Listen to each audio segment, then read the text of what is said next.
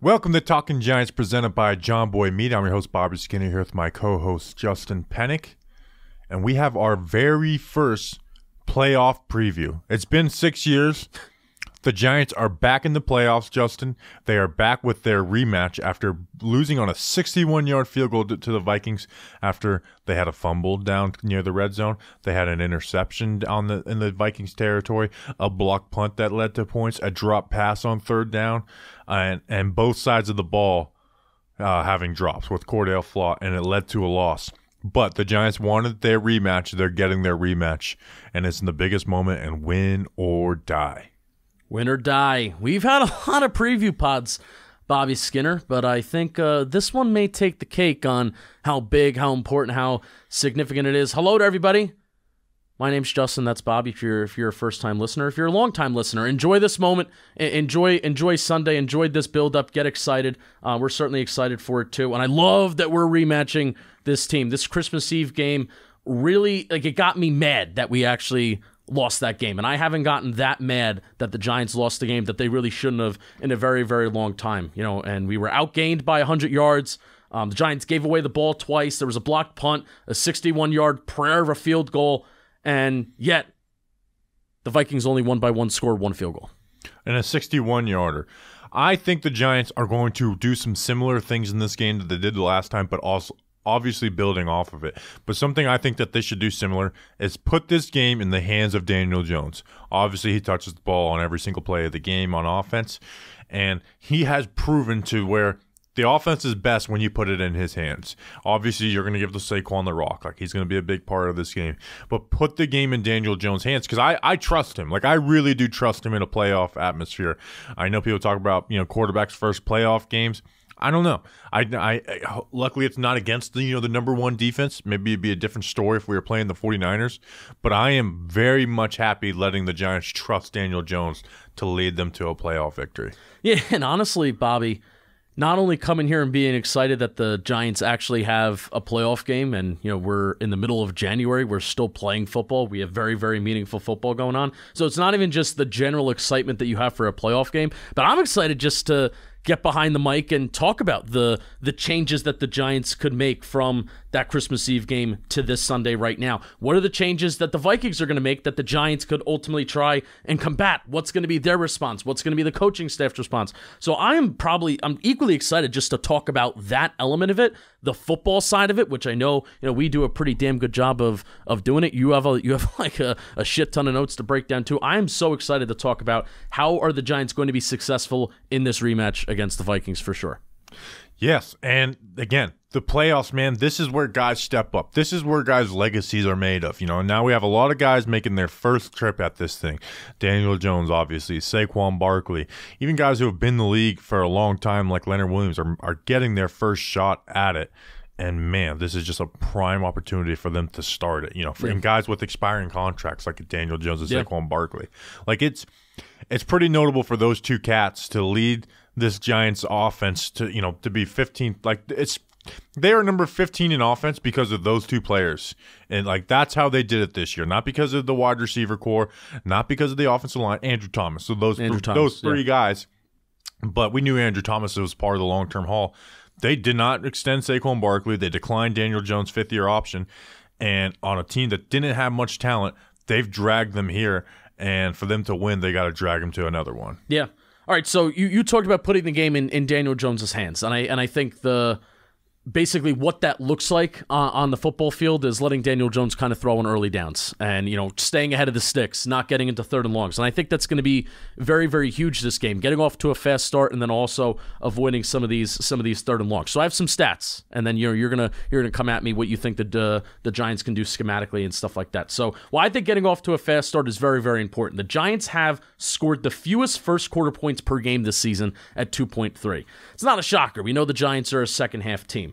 But the Vikings are going to do what they're going to do in the fourth quarter. They're also a second-half team. The Vikings have scored the most fourth-quarter points per game this season. No other team has put up greater than 8.2 points per game. They're going to throw the ball from quarters 1 to 4. They're going to throw the ball. They have a very, very low first down rush rate. They're going to do what they're going to do throughout quarters 1 through 4, and they're going to be strongest at the end of the game. So that's why I think it's important for this Giants team to kind of get off to that early start, put the game in Daniel Jones's hands, let Danny dime, as we say, and I think everybody else can be more efficient if the Giants can get off to that early start, that early lead. Quiets down the crowd, too. And if there's just one guy who I trust to be able to handle that crowd and handle that noise and handle some pressure from Donnell Hunter and Zadarius Smith, it's Daniel Jones. Yeah. Like I really do trust him in this spot, and I think win or lose, we're going to come away happy with number 8 at the end of this game. I think he's proven that.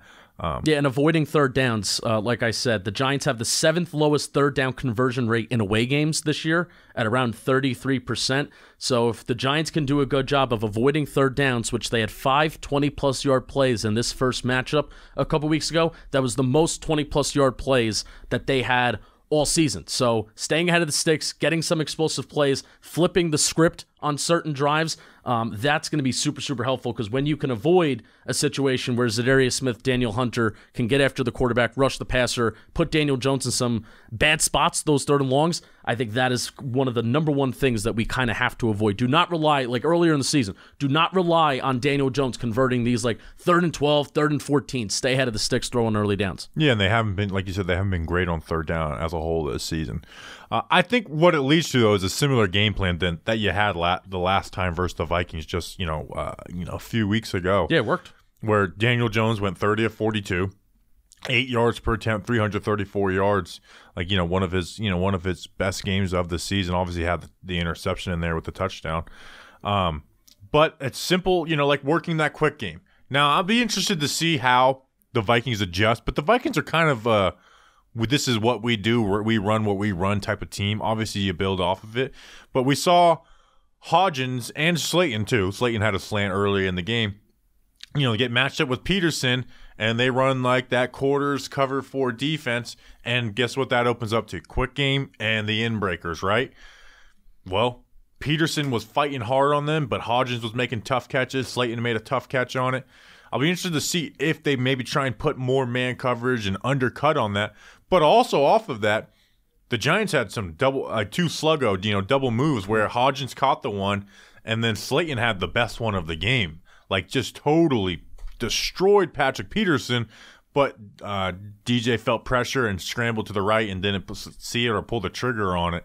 And so I think you can do both of those things where it's like, okay, we worked their quick game. If they're jumping on it, well, guess what? That's a way for us to create explosives in the run game.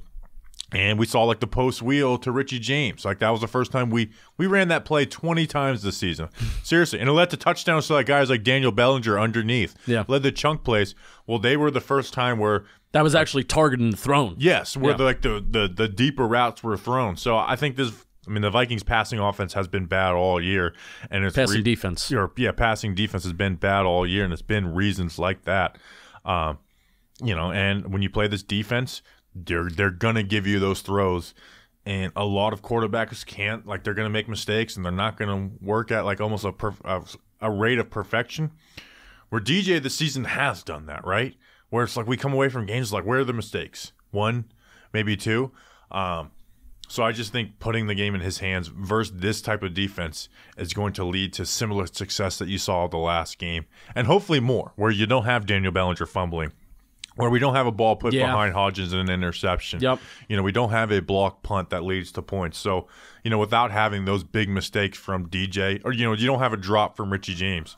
So you're not going to go mistake-free this whole game, but cut half of those mistakes and the Giants win the game. Yeah, well, you know that the Vikings' pass defense is bad from a yard standpoint, but they also have allowed the 6th highest completion rate in home games this year as well. It's 66.5%. So one of the things that it's a worry. It's a worry for me because, like I said, the 5 20-plus yard plays that the Giants had against the Vikings a couple weeks ago, that was the most 20-plus yard plays that they've had this season. I'm not worried about the quick game. I think the quick game is going to be there. I think this Vikings pass defense is bad, but can the Giants replicate the explosive play success that they had the first time with Isaiah Hodgins running the sluggo, Richie James wheel? Can they create explosives in maybe some other ways that can combat what the Vikings are going to be preparing for based on what the Giants did the first time around. And you got to try. Okay, and that's part of it, where there's been games where they just didn't try, and Daniel Jones has 170 yards and you're happy with him. It's like, well, they didn't even try. Right. The Sunday Night Football game versus the Commanders where DJ didn't even throw the ball over 15 yards in that game. It's like, well, they didn't even run these type of plays. Like, you can look at one or two, but like they didn't run these type of plays. So obviously putting the game in DJ's. I want to talk about Saquon in the receiving game as well, and then we'll talk about him in the running game. Sure. And DJ in the running game. First, this episode was brought to you by some special people. They're going to be celebrating a victory with us Sunday night. We got Frank Bagley. He likes his bagels. Richard Grassy. He's going to whip some Vikings assy. John DeCoco. Dylan Oldham. He ain't an old man. Brian Van Etten. Dylan Vanette. Brian Vanette. What's Vanette? Nick Vanette's brother. Nick Vanette. Tristan Tierney, Giants quarterback coach, Sierra Tierney's son, actually. Wow. Eli Nix, who's like our friend Eli Ricks. And then we got a couple blue checks, actually. Jeffrey Smith, who's like a big DC bigwig. And then Alex Aberney, who covers sports for somebody else. Yeah. Justin, who are these people? Who covers sports for somebody else. Patreon.com/TalkOfGiants. $2 a month plus monthly tiers to get to hang out with us live while we record the shows. Tell you what. I think we're going to be back here on Sunday, no matter the result. We're going to be back on here, back in this office Sunday, no matter the result. So you want to be with us. You want to be hanging out with us live while we record the shows. Bobby Skinner sends you some stickers, magnets, and we got new shirts on the store, and there's some shirt raffles that happen. Patreon.com/TalkGiants. Be part of an awesome community. We love you, patrons. So we talked about it with Entertainer on Wednesday. Saquon Barkley. And I'm going to give a Saquon Barkley speech later in this podcast. Oh, wonder when that's going to come. He had his biggest receiving game of the year for the Giants. Now, that's 8 catches for 49 yards, which... Was it the most yards, too? I believe so. Oh, I could check on that. It was definitely the most catches. It was definitely the most catches with 8. And it was when it was like that Commanders game on Sunday Night Football. They've all year long, they've run their stick concept differently than the way like Jason Garrett or the traditional way you run stick, where they have their outside receiver aligned tight and then run that little stick curl. It was the most receiving yards. Okay. And then Saquon is operating as the flat receiver, but he's on that swing pass. And against the Vikings team who plays in those 2 high shells, they have less guys up front. Well, we're going to put stress on that nickel defender and force him. Saquon had a lot of those swing passes. The Vikings saw that. They know that is coming. Like they know they've got to know that the Giants at this point aren't going to get under center and just force the rock to Saquon Barkley all game long. But they do want to get the ball in Saquon Barkley's hands. That one, you need to run that still. But I think the Vikings are going to have the end run with him. Try and slow some of that stuff down, and then have the linebacker chase. Build off of that. Seriously, whether that is putting Saquon and showing him on that swing and running an angle route, those type of things. Whether that's you have Slayton, turn that curl into actually like a dig route. Like they are going to be focusing on that, and they're going to clear out space in the middle of the field. Tell me about the Daniel Bellinger touchdown against the Panthers. Yeah, Daniel motioning him across. Well, they got all this focus on this. Well, guess what? Now you have this guy in the middle of the field. Like we'll talk about with the Vikings later. Like with the screens, the Vikings did a good job for that versus the Bears, where they ran a quick little fake bubble screen, throw the ball deep, get a touchdown, or a big play. Build off of that, because you got to know. Like Mike Kafka, Brian W., you got to know. The Vikings saw that, and there's no way they're going to let Saquon Barkley do the same things over and over again. They're going to give you that look pre-snap. Build off of it, because we need Saquon Barkley to get open in space and make superstar plays. And one way to do that is in the receiving game. It's not going to be by swing pass on the sideline all game. It's going to be good by getting him in the middle of the field. There was an out route that he ran too. Remember, he bobbled that pass and he thought that he wasn't touched, and then he gets up and he runs. Yeah. So that was even pretty cool too. But something that the entertainer pointed out that I forgot. But I'm a sucker for pre-snap motion. I'm a sucker for motion at the snap. Saquon Barkley on one of those swing passes, I think it went for 6 or 7 yards. Saquon Barkley ended it with putting a shoulder in the ground, but putting a shoulder into another dude, get some yards after contact. But before that play, there was some orbit motion, which was pretty cool. This is a game where I want Richie James, Darius Slayton. I know this isn't something that they always do, but particularly Saquon Barkley and Richie James. Or if Matt Breida, they do this a lot too. When Matt Breida and Saquon Barkley are on the field at the same time, if somebody's flanked out as a receiver, whether it is Barkley or Breida, put that guy in pre-snap motion. Get these linebackers' eyes thinking that you're going to do something and then something else is going to come. So basically how you can kind of get this Giants defense with pre-snap motion and baiting and some misdirection and stuff like that. I want Kafka and Dable to kind of go a little nutso. A wrinkle that you can throw in this game is by putting Richie James in motion, putting Saquon Barkley in motion, getting some momentum under these guys' legs, and then boom, you're hitting them. You're given opportunities for yards after the catch, and you're kind of just staying on schedule. You know that you're going to be able to complete the ball at a decent chunk against this Vikings team. But get your guys in space, get your guys with yards after the catch, and then that's how you can create an explosive play without solely just relying on throwing it deep. And again, they like to sit in these two high shells. Make them think as much. Make them, because guess what? When you play that type of defense, well, you got to make decisions, right? And that puts defenders in conflict. Yeah. Make these guys pay. Now with Saquon in the run game. Yeah. I don't care if Saquon is your superstar running back. Do not force him to rock. Don't force him to rock. But here's the good thing, Justin. The Vikings aren't going to sit there and stack the box all game versus you. No. They're not. So give Saquon the rock when you have those light boxes. And I think you should RPO and read option them to death. Like with the RPOs with Richie James. And now Daniel Jones had no design runs in that first game versus the Vikings. And part of that is they would send these corner blitzes, and it's hard for DJ to read that as like a true read option. Well, you're talking about motion and pre-snap, well, that's the way you can combat that type of stuff. This is the playoffs too. I don't care about Daniel Jones taking hits in this game. He's going to run somebody over. That's a lock this Sunday. Yeah, it's a guarantee. Don't be. He's putting his shoulder down. Don't be stupid on the sideline to gain 2 yards. But we can run Daniel Jones without totally worrying about his health in this game. Yeah. So put those read options that aren't truly an option, where it's like you show a read option, but guess we got Bellinger coming across the line of scrimmage, and then we got a wide receiver crack blocking on the nickel corner and get him out on the edge. So in the run game, similarly, throw as much as at them as you possibly can. Don't revert into we're just going to line up and run, because they have a good D-line, right? They've got Za'Darius and Hunter. Yep. They got Dalvin and Harrison Phillips in the middle. They've got a good D-line. Kendricks is a solid linebacker for them. But they're going to line up in light boxes, so you hand the ball off out of shotgun, you run those read options, and the RPOs. That touchdown that Saquon Barkley had in that Vikings game was, one, it was a read option, but it was like we seen in earlier, DJ ended up handing it off. It was the right decision. Right. But the receivers on the right side ran a route combination, right? Yeah. Like a high-low combination. Well, guess what? They put three defenders over that, right? So we're not going to throw that. The end plays Daniel Jones, so hand the ball off to Saquon. If the end plays Saquon Barkley, well, then Daniel Jones can keep it. If you got the box stacked and they only have 2 players over that, well, guess what? Now we have Daniel Jones hold on to the ball, and if they have to cover those players, Daniel Jones can keep and read it. If one of those players tries to crash down and tackle Daniel Jones, you throw it to Daniel Bellinger in the flat, man. This team is filled up with smart players on this offense, where you can do all of this stuff.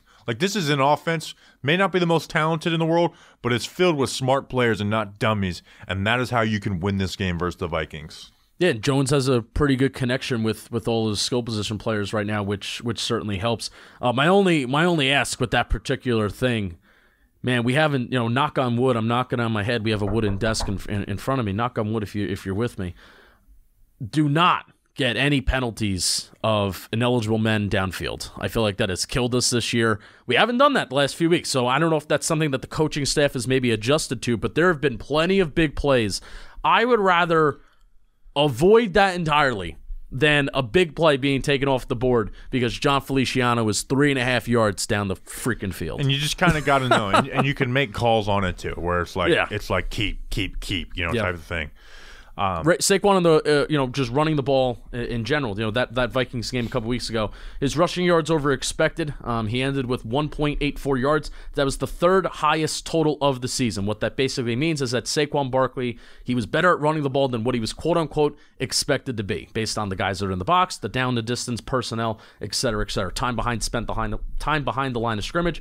Week 1 was his best performance of the season. Week 5 versus the Packers was his second best, and then the third best of the season was against the Minnesota Vikings a couple weeks ago. So Saquon was efficient, did a solid job, and I would like him to be even more. I feel like the Giants will give him the keys to success by not pounding him to the ground, but similar like we've seen the last couple weeks, running him when it makes sense, and then lo and behold, gave him that opportunity on that 4th and 1, and it was a 27-yard explosive play. This is a game where, I want a couple Saquon Barkley 10-plus yard runs, and I'm not just saying that he's going to get 20, 25 attempts.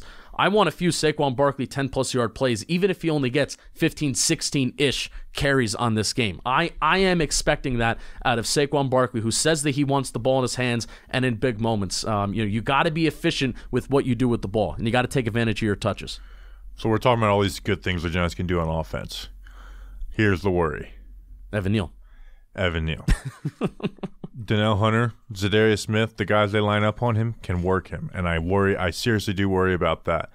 And we are playing the team that has the two good quote unquote edge defenders with Zadarius Smith and Danielle Hunter. Where in past, it's like, well, guess what? They got Brian Burns, but we got Andrew Thomas, so we're good. And they did this a lot versus the Giants too. They line up Zadarius Smith all over the line of scrimmage over Glowinski. Glowinski and Feliciano had serious issues. Yep. With Zadarius Smith, and then Danielle Hunter was just able to work Evan Neal. And we talk about wanting to create explosives in this game. There is going to be opportunities for it. Don't let this scare you. But in a playoff game, two bad plays can be the difference between winning and losing. And that is my worry, is that Evan Neal bad reps could be the difference between winning and losing for this Giants offense. It could be the difference between getting a 40-yard gain and having to punt the ball. Yeah, I think that's just why staying ahead of the sticks is so important. An early down efficiency is just so important in this game. So, and I'm with you too, where kind of maybe this is a little bit of just a transition away from Evan Neal, but this game, part of what I'm just hoping for something to go right in the Giants' favor, because so many times in playoff games where if there's a fumble that's on the ground and the Giants fumble the ball, you got to land on it, you got to jump on it. If there's a fumble on defense, if you force a fumble on defense, man, you got to try and you got to fight and you got to punch some ribs and get that ball out. If there's an interception in your hands, you got to come down with it. I just feel like, especially with these two teams, like the Giants and the Vikings, just the way that both of their seasons have gone, a little bit more with the Vikings. I think the Vikings have gotten, if there's a quote-unquote lucky team out there, the Minnesota Vikings, I think, kind of carry that mantle. So there's got to be some things that go in the Giants' favor this week, and it's not even something that you can evaluate, you can measure, you can say, oh, the Giants can do this, the Giants do that. If there's an opportunity to take advantage of some sort of mistake that the Vikings make, man, do you got to take advantage of it. I think that's just how playoff games go. And that's what they didn't do in the last Vikings game, where the Vikings were the one taking advantage of every single mistake. Yeah. I want to switch over to the defense. Let's do it. And I think it's a lot more simple on defense. But first, producer Danny King. We got to talk about Roman. Oh, they're back, baby. They're so back. Bobby Skinner, you got Valentine's Day plans? The Super Bowl, right? The Super Bowl? Come on. The Giants, right? You got a lady in your life, though. Yeah, but Valentine's Day falls under one of those holidays. Okay. I'm against. Some say Valentine's Day is the sexiest day of the year, but are you ready? Roman ready for sex? Danny, are you ready? He says yes. I'm always Roman ready. Wow, Danny King with the unmute button really quick. Coming from the top row, Roman addresses a variety of sexual health needs for men. Roman offers genuine medication that helps achieve and maintain a strong erection. Roman also offers discreet wipes that help you last 4 times longer in bed. Danny King, you're going out to California. Those LA ladies, they're going to be treating you fantastic. You got to come out there with Roman. And you got to come out there, Roman. ready. And better yet, everything with Roman is online. There's no waiting rooms, no hassle. Roman sends everything right to your door with free shipping and discreet packaging. To get ready, Roman, ready for better sex this Valentine's Day, go to ro.co/JohnBoy today to get 20% off your first order. Do it by February 8th for guaranteed shipping on time. That's ro.co/JohnBoy. You'll be glad you did. Let's talk about this Giants defense. The Vikings offense always starts with Justin Jefferson, but the Giants are returning Adoree Jackson. I hope so. We're about 90% sure while we're recording this podcast. So. Xavier McKinney is back. And we've seen some teams have some success versus Justin Jefferson. Obviously, a little different than when it's in the dome. But I think you do have some numbers about, like, I do. You kind of got to press this guy up. Like, you got to double team him, but you got to press him up. Yeah, I very much understand why the Giants took a very conservative approach with Justin Jefferson the first time, with Fabian Moreau playing very, very far back. So, I looked at next-gen stats and cushion stats today. You're able to look up the average cushion to the nearest defender week-by-week basis for wide receivers. So Justin Jefferson's cushion versus the Giants Week 16 was 7.1. Justin Jefferson's average cushion at the line of scrimmage this year is 5.4. So clearly the Giants took, like I said, a very conservative approach a couple weeks ago. Now, there have been 5 games in 2022 where Justin Jefferson was held to less than 50 yards. 3 of those games did not give Justin Jefferson much cushion at the line of scrimmage. Versus Detroit, 2.5.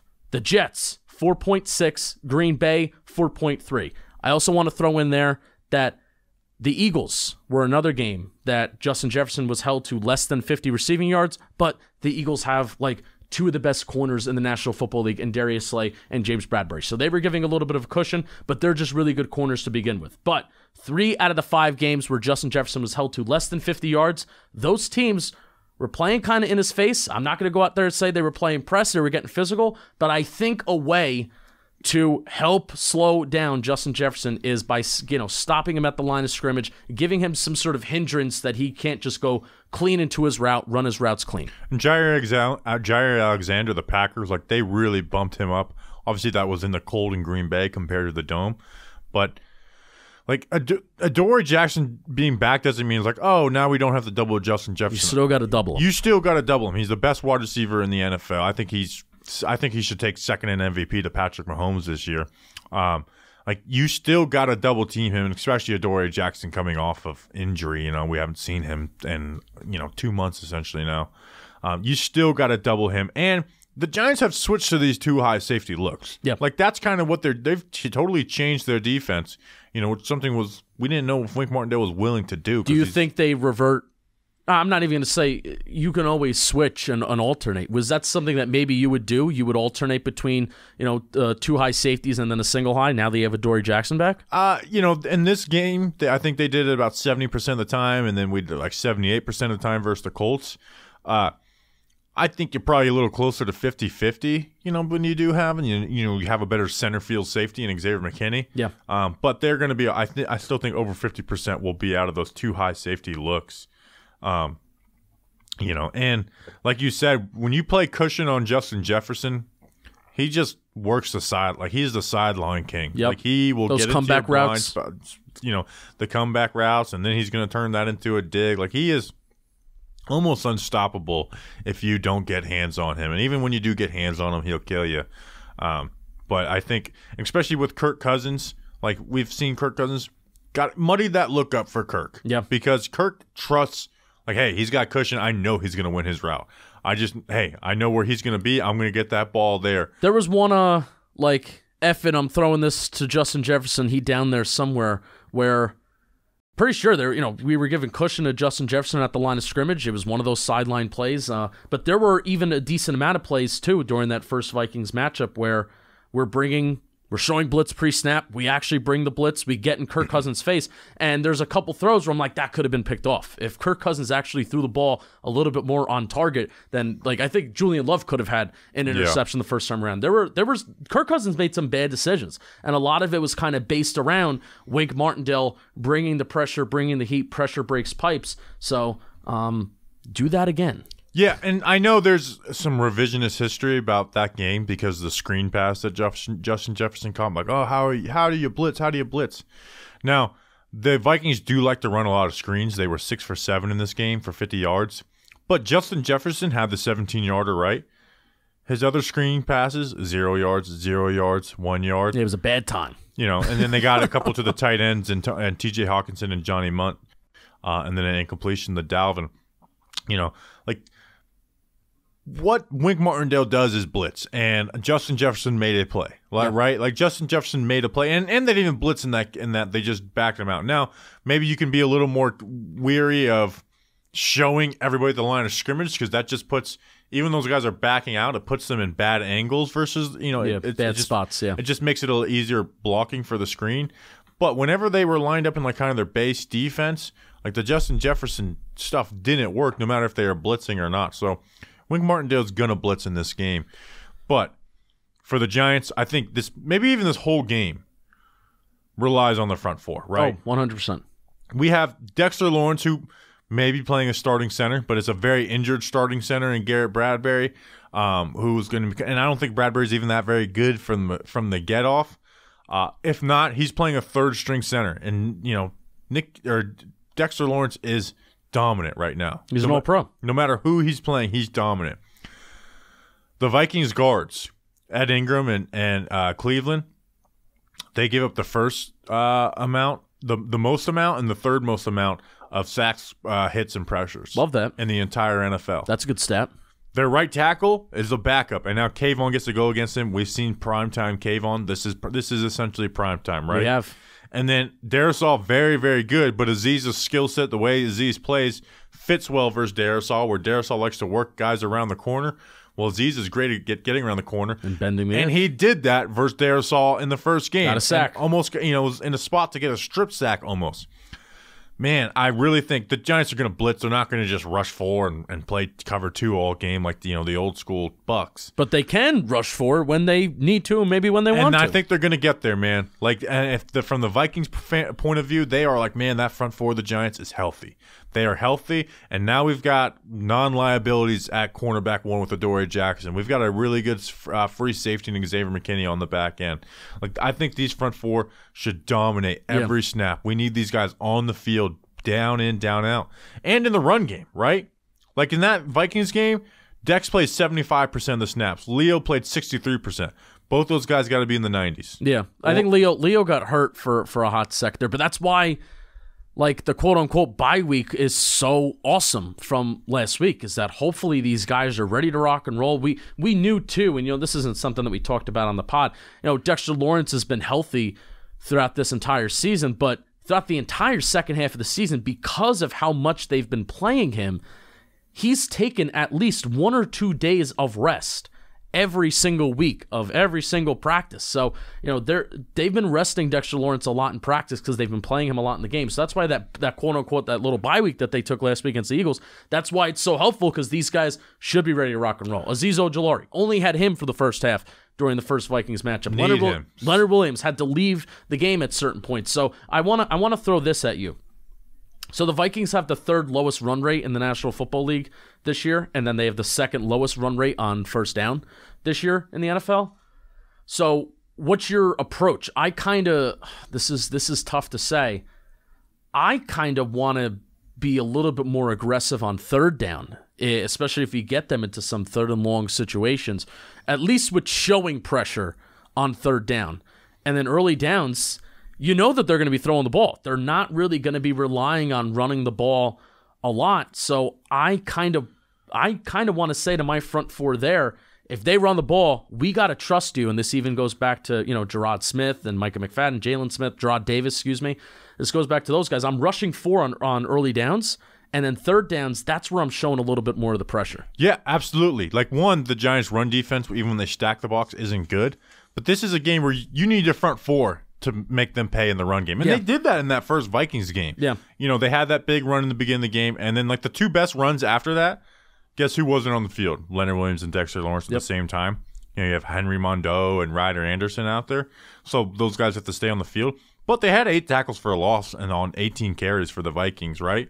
So, like, you have to create negative plays in the run defense to get them off of their schedule, to put them in second 11s. I consider to a put negative them in play. third and 7s, third and 8s. I consider a negative play, by the way. Anything less than 3 yards for this Giants defense. That's what it is. I'm not talking about 4-yard losses in the run game. Yeah.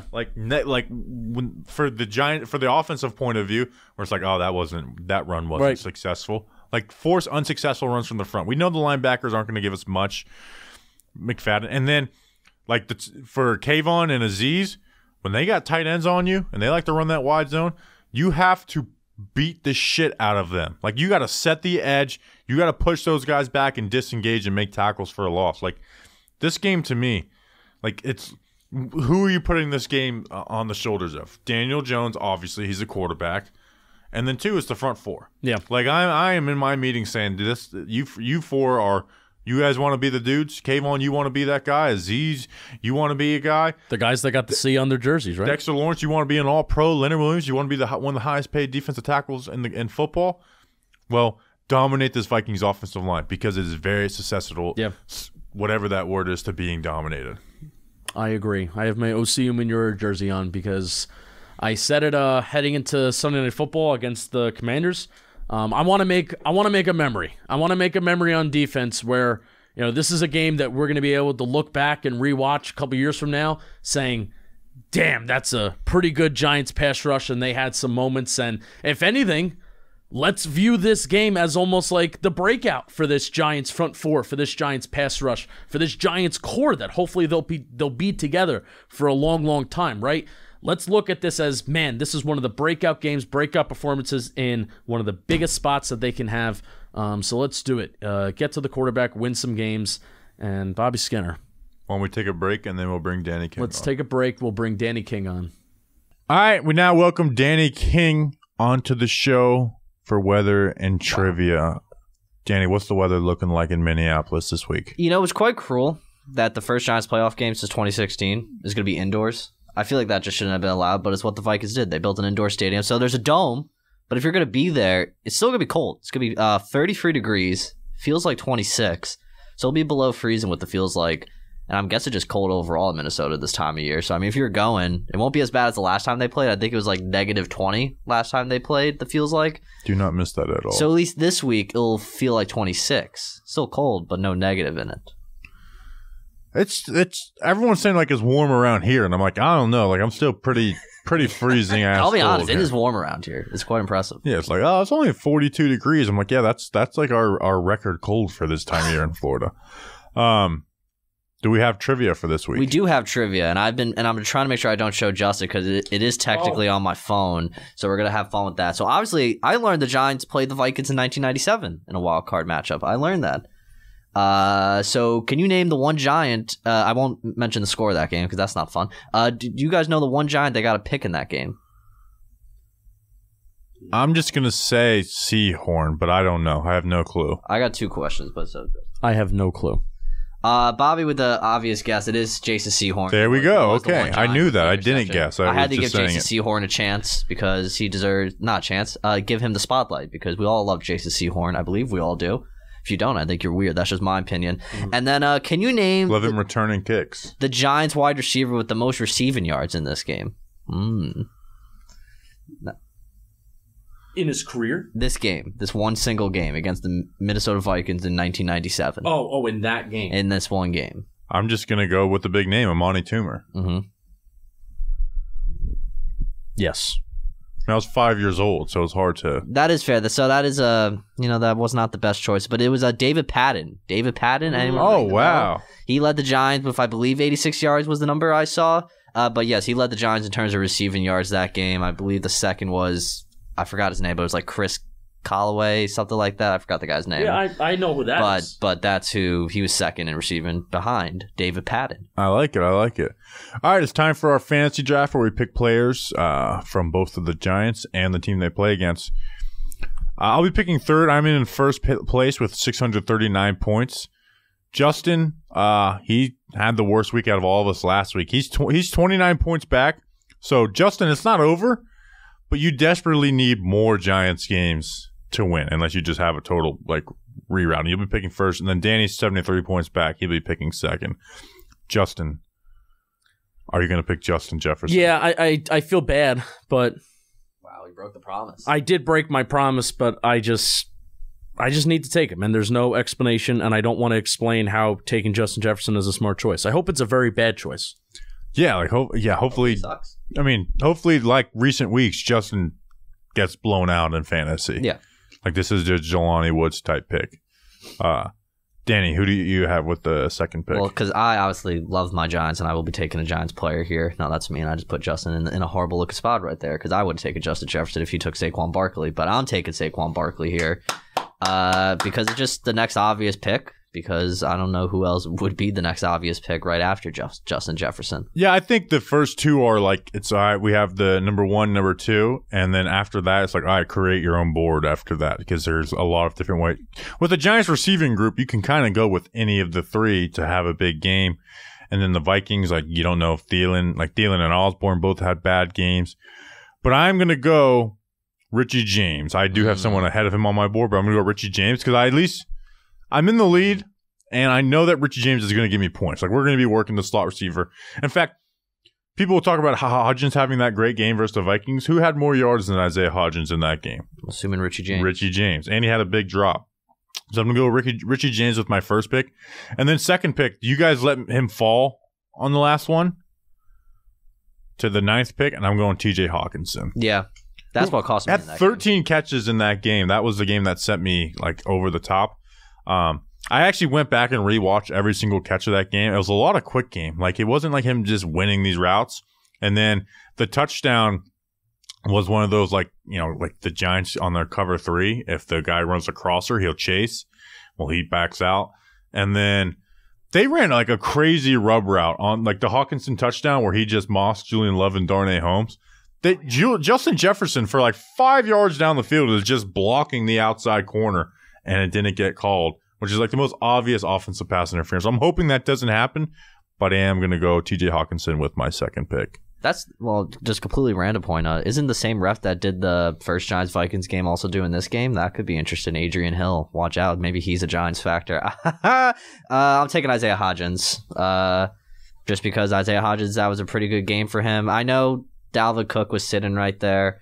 They really didn't get Dalvin Cook going last game, and I just like the odds of Isaiah Hodgins and Richie James producing here. There's the other Giants receiver stands out, but I just feel Isaiah Hodgins could maybe have another good game. He's kind of like their trusted guy on the outside right now, where I think Slayton's still their wide receiver when he gets that respect from corners, but I like it. All right, Justin, you have back-to-back picks. I'm going to go Darius Slayton. This is a game where, I don't know, is your giant factor?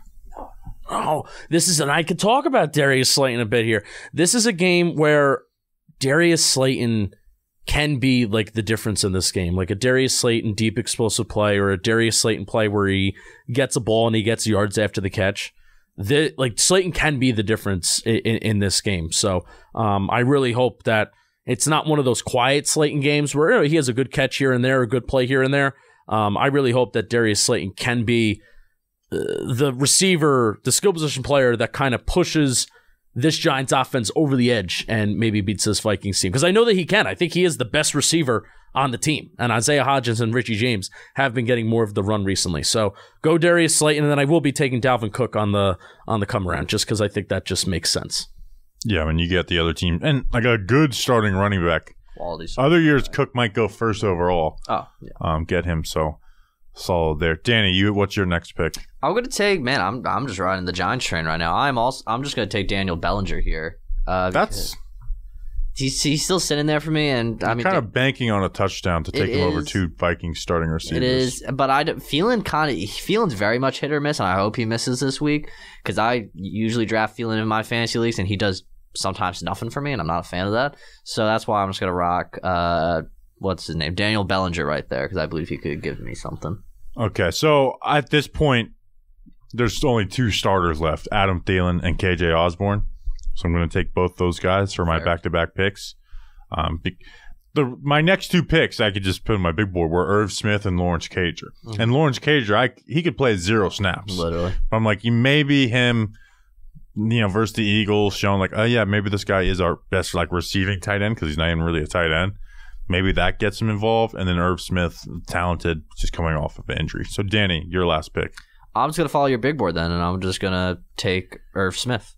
Because looking at the Giants, no shot Kenny Galladay gets another touchdown. Imagine Kenny Galladay gets a touchdown. People want Kenny Galladay to like play more. And it's like his catch rate went down. He had 2 catches on 7 targets in the game. I mean, I understand he had Davis Webb as quarterback, but like, do people forget like all what he's done for the Giants before this game? If the Giants are in the same situation where they're down 10 points at the 25-yard line with a minute and a half, then we can put Kenny Galladay in and do the same thing.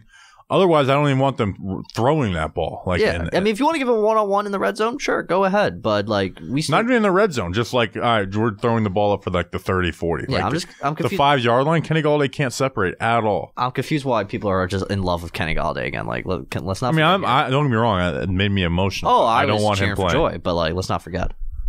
All right, Justin, you have the last pick. You could basically just pull this one out of a hat. It's going to be very random.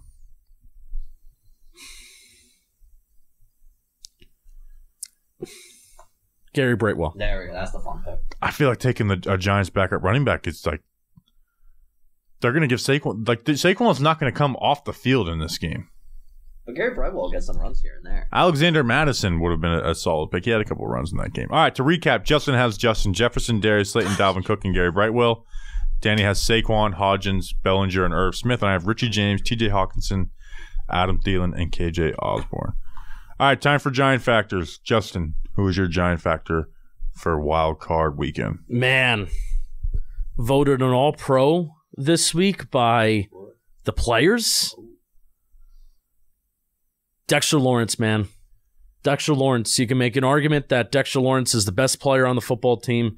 And man, do we need Dexter Lawrence to be the Giants' best player on the football field this Sunday. You have been one of the only consistent forces and presences on this team. Only consistent presence on the team. Force those negative plays, get a sack, help out in the run game. I don't really think, and I don't really want the Giants giving a lot of help, especially on early downs, to stopping the run. So when the Vikings do make the choice to run the ball, which they don't do all that often, Dexter Lawrence, you got to help, and you got to be the one that's going to stop Dalvin Cook, stop Alexander Mattison on early downs. Dexter Lawrence, you are my Giant Factor. Go out and kind of just continue doing what you are doing, my man. Yeah, we need dominance from him, like down in, down out. Danny, who is your Giant Factor? My Giant Factor, it's going to be the man that led the Giants in receiving this game, even though it was only by 1. You talked about him. Well, it is Richie James. Richie James was someone that before the season, I didn't know who Richie James was. That's just me personally. Maybe some other people weren't aware much of Richie James. And Madden was. They gave him the same rating as Andrew Thomas. That is crazy. They did? That's actually outrageous. I didn't even know that. The more you know right there. But Richie James is someone that it just surprised me this year. I've been very much enjoying Richie James, besides on punt returns, but I'm not here. Well, first do your job on punt returns, and he's been doing that recently. I haven't been nervous watching Richie James on punt returns. But that drop in that Minnesota game, obviously it stood out. He's returning to that same field, and the Vikings are going to be very much prepared for Isaiah Hodgins. They might be prepared for Darius Slayton. Richie James might, once again, maybe lead the Giants in receiving yards this game. That might be my prediction of the game. Richie James, go out there and get a touchdown. Be a Giants factor. Give Daniel Jones more guys to pass the ball to and give him a chance to work this pocket. Just get open for Daniel Jones, because if we're going to win, it's going to be Daniel Jones winning the game. Can I give you a quote? I'm gonna give you a quote that Darius Slayton just said about these Giants wide receivers. There's receivers that you probably say are better than us that are at home right now. Ooh. At the end of the day, it's about winning football games, not a popularity contest. Preach. It's a good way to describe this Giants receiver corps. Let's win some games from the Giants receiving corps. Win some games. All right, my Giant Factor, he's playing in his first playoff game of his career, like many of the New York Giants players. And we talk about, we need to put this game in the hands of Daniel Jones, right? And then the front four. But there's a guy who led the Giants to some wins earlier in the year. Like he was, like a main reason. Like Giants aren't winning games without him. Then he had a little bit of a lull, and then the last few weeks he's been efficient, but like we need a superstar game out of you. We need you to add points by yourself almost. Like we need you to get the second level and make two guys miss. Saquon Barkley, man, you are playing for a contract and you are playing for your first playoff game and a playoff victory. Like I want like some 2018, 2019 Saquon Barkley type runs in this game, right? Be efficient. Like that should be the expectation. If you want a contract to come back play with this Giants team, I think that's what we need out of you.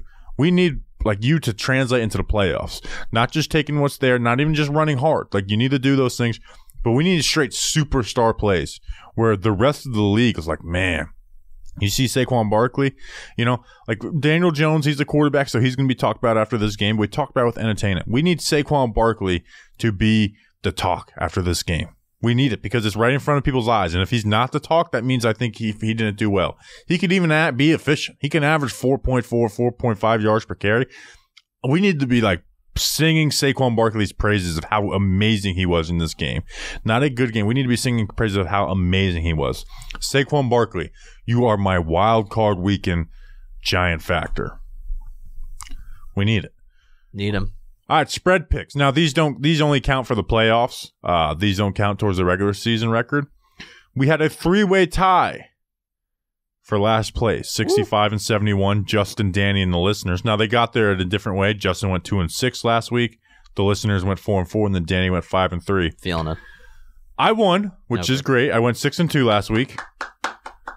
I'm 69 and 67 on the season.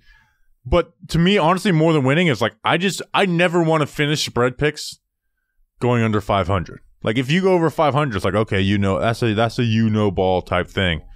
So it's like if you follow my picks every single year, you would have made money every single year. So that's more important to me. But first, before we get into these spread picks, who are they brought to us by, Danny? Oh, I mean, as always, they're brought to you by our friends over at DraftKings Sportsbook because the playoff picture is locked in, and my go-to play for wild card round action is DraftKings Sportsbook, an official sports betting partner of the NFL, in case you didn't know. To kick off the road to the Super Bowl 57, new customers can bet just $5 and get $200 in free bets instantly. $200 in free bets instantly.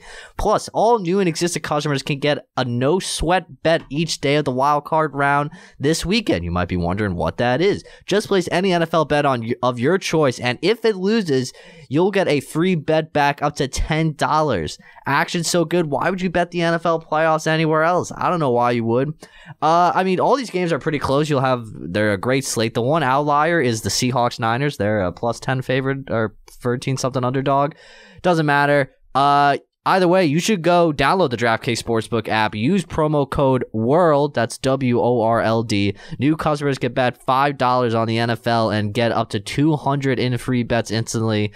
Only at DraftKings Sportsbook with code WORLD, like the place we live, world. Like the place we're trying to burn down. Place we're trying to burn down. The world. Minimum age and eligibility restrictions apply. See the show notes for details, please. All right. We got 5 games this week. Obviously, we don't do the Giants one. First one, Seahawks at 49ers minus 9.5. Brock Purdy versus Geno Smith. You look at the way the 49ers and Seahawks have played this year in Division 2 games. The 49ers are just too good, and the Seahawks have kind of been spiraling downwards. It was like they beat the Giants, and it's like, okay, good.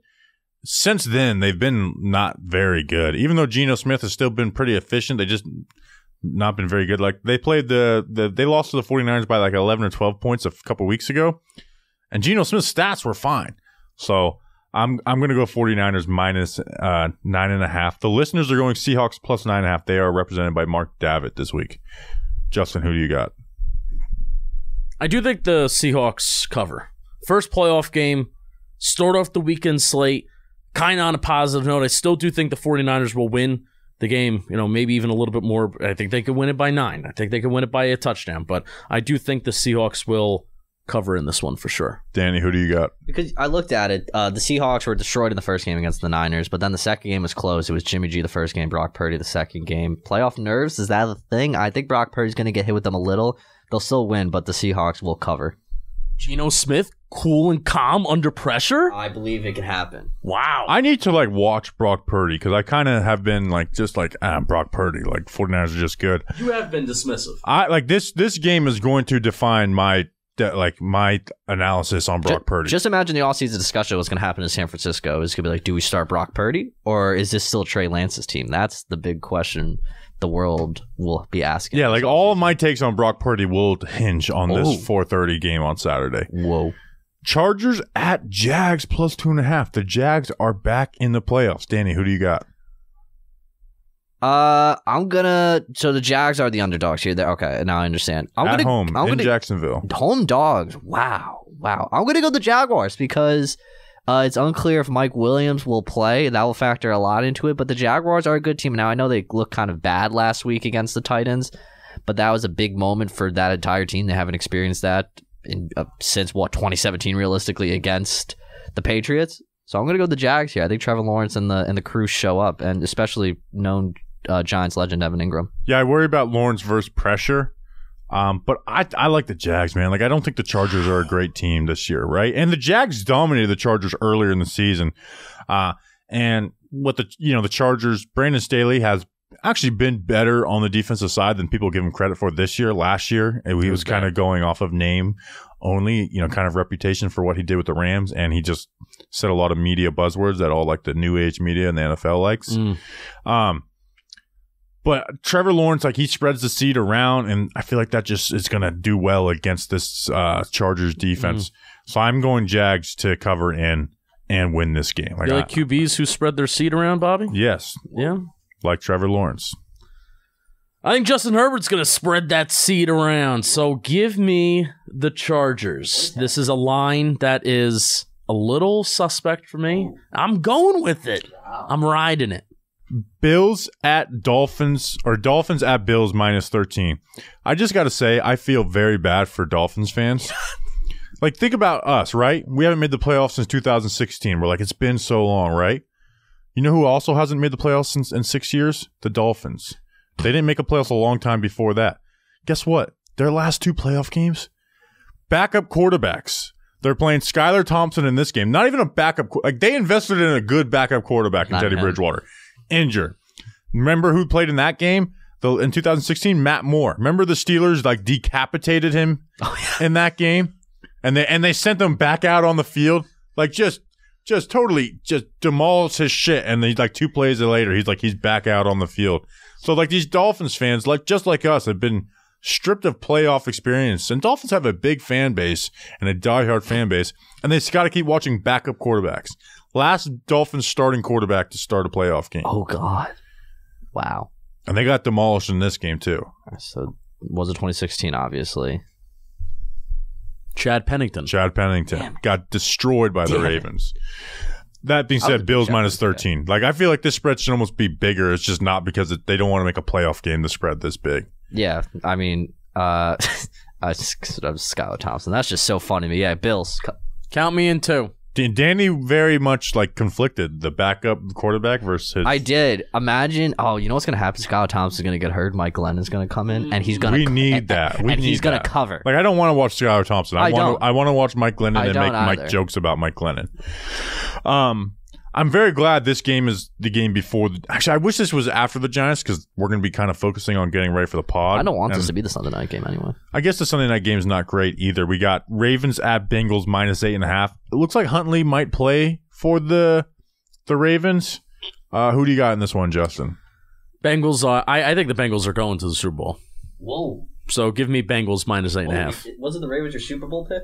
I'm going with the Bengals. Well, Lamar Jackson's out. You got to ride Tyler Huntley, though. No, I'm not riding. I'm not continuing to ride the Ravens. We're not obsessed with backup quarterbacks, Danny King.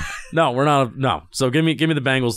They're my Super Bowl pick. Laying that on the table right now. Wow, look at that. Who do you got, Danny? Oh, yeah, I mean, I'm going the Bengals as well. I mean, let's be real here. The Ravens are awful without Lamar Jackson and Joe Burrow. But here's the thing: is they lost by 11 to the Bengals this past week with Anthony Brown at quarterback. I do think the Bengals are going to win this game. I think they win this game by 7 or 8 points, and it's not like it's close. I think they are winning by 14 or 15 late in the game, and the Ravens put up a garbage time touchdown. The Ravens' defense has gotten so much better since Roquan Smith came back, and the playoff defenses are just so much more dialed in that I just think the Ravens are going to cover, but barely. The listeners also got Bengals, and then whoa, maybe like one of the most intriguing matchups from this week. on Monday night, we got the paying all Troy Buck and all those guys and Troy. Why do I always say Troy Buck? Always. Joe Buck and Troy Aikman. They could be one person for me now. Cowboys at Bucks plus 2.5. I'm going the Bucks. The Bucks smacked the Cowboys week 1, right? That was with the same bad roster. The Bucks just kind of like what they do on defense, I think, and veteran teams can struggle in the regular season, like the Bucks.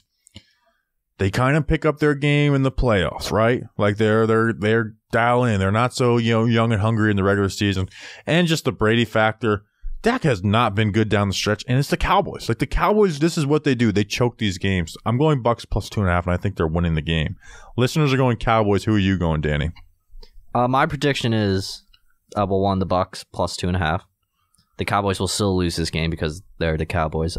Second, Des didn't. McCarthy fired on Tuesday. That's what I was going to say. Mike McCarthy will be fired when the Cowboys lose this game, and Sean Payton will be the head coach. Okay, Justin, who do you have? I want to go Bucks. Oh, don't do it. Don't write it down. I don't write it down till you say it.